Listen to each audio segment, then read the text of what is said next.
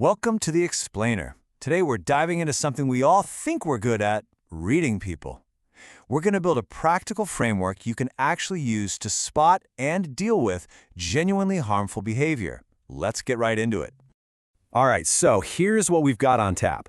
We're going to start by looking at a huge vulnerability most of us have. Then we'll totally reframe how we think about good versus bad people.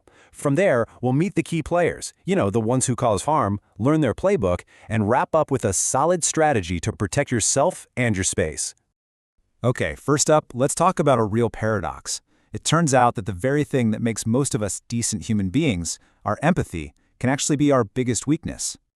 So, let me ask you, how well do you really think you can read people? I mean, we all like to believe we're pretty solid judges of character, right? But what if those natural instincts we trust so much are actually leading us down the wrong path? And this right here, this is the heart of the problem. When we think we're reading people, what we're actually doing is empathizing with them. We're basically creating a story in our heads where they feel and think just like we would. And look, that works great most of the time, until you run into someone who just doesn't play by those same rules.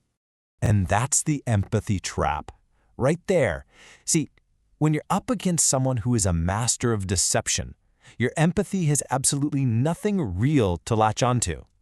You end up connecting with a mask, a performance, a total fabrication. And that, my friends, is how you get played. So, if our empathy can be tricked, what are we supposed to do? Well, it's time to upgrade our mental software. We need to move beyond this really simplistic good guy versus bad guy way of thinking. Because let's be honest, it just doesn't hold up in the real world. Okay, this is a really critical distinction to make. There's objective badness and then there's subjective badness. So objective badness, that's stuff that's just universally harmful, right? Stealing, abuse, society agrees these are wrong. But then you've got subjective badness. And honestly, this is where most of our problems come from. It's just people we don't get along with. It's a personality clash, not some deep moral failing. And this little grid here shows you just how nuanced this gets. Look, your job isn't to be some kind of judge, jury, and executioner for everyone you meet. Your job is to figure out one thing: who is genuinely good for you and who isn't. And the real tricky spots are those gray areas, right? The person who means well but always seems to hurt you. Or the complicated one, the person who's objectively kind of bad but helps you out. That's where you've got to be super clear-eyed. All right, so now that we have this new framework in our heads, let's meet the cast of characters. We're going to look at the 4 common archetypes of objectively harmful people. Think of it like a field guide to the bad guys so you can start spotting the patterns. First up, we have the manipulator. This person wants your resources, your time, your money, your energy. And here's the key: your suffering, it's just collateral damage. They aren't trying to hurt you on purpose, you just happen to be in the way of their goal. It's that so-called friend who only ever calls when they need a favor, right? The fact that you're totally drained doesn't even cross their mind. It's just a byproduct of them getting what they want.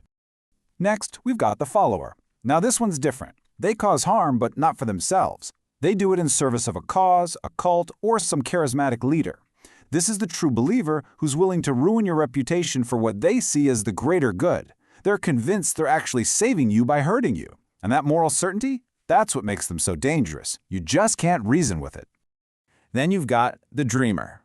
This person has really good intentions, but they are completely out of touch with reality. The pain they cause is purely accidental. It's a side effect of their own incompetence. You know the type, the founder with a huge world-changing vision who just burns through everyone's money and runs the company straight into the ground. They truly meant well, but their refusal to face facts makes them a walking disaster. And last on our list, the sadist. Now, for this person, your suffering isn't an accident, it's not collateral damage, it is the goal. Your pain is the whole point of the interaction. It's what they're after. So, these characters don't just show up and announce themselves, right? No way. They use very specific tactics to sneak past your defenses. So let's break down one of the most common and, frankly, one of the most powerful plays in their book.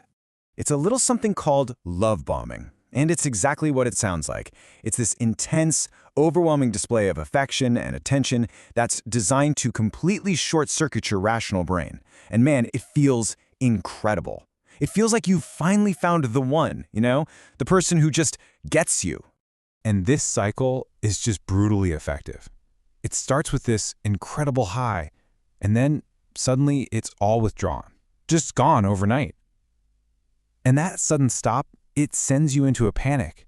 You start scrambling, doing anything to get those good times back. And that's how they get control. It totally preys on that sunk cost fallacy. You think, I've already put so much into this, I can't walk away now. So you just keep digging a deeper hole. So, how in the world do you defend against something like this? Well, the answer isn't to just become a cynic and shut everybody out. No, the real solution is to get incredibly intentional about who you let into your life. This is the big mindset shift we need to make. It's all about focusing on the quality of your relationships, not the quantity. We have to stop thinking of it like we're collecting contacts on social media and start thinking like a museum curator, consciously choosing who gets to be in our inner circle. And you know what? Science totally backs this up. There's this thing called Dunbar's number, which basically says we have a hardwired limit to how many stable relationships our brains can handle. You literally cannot be close, true friends with hundreds of people. It's just not how we're built. And it's really interesting how this breaks down into layers, like concentric circles. Right at the very center, that core group, you've really only got room for about 5 people.